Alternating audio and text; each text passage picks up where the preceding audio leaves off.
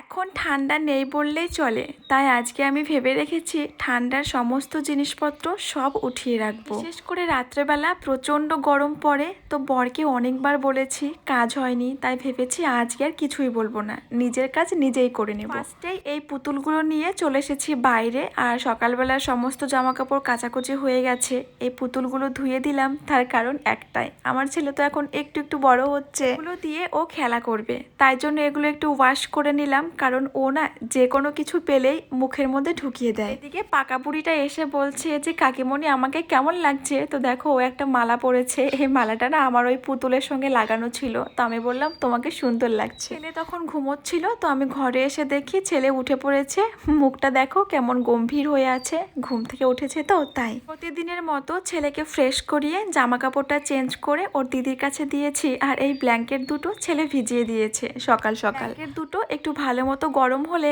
ভেবেছি যে তুলে রাখবো। এসেছি ঘরে, ঘরটা ঝাড় দিয়ে নিলাম, তারপরে বিছানাটা গুছিয়ে নিলাম। তোমরা তো জানোই আমার বিছানার ওপরে কোনো কিছু থাকলে আমার একটুও ভালো লাগে না, আর ব্ল্যাঙ্কেট দুটো থাকলে পারে মনে হয় যেন অনেকটা জায়গা জুড়ে থাকে, ওর জন্য আজকে উঠিয়েই রাখবো।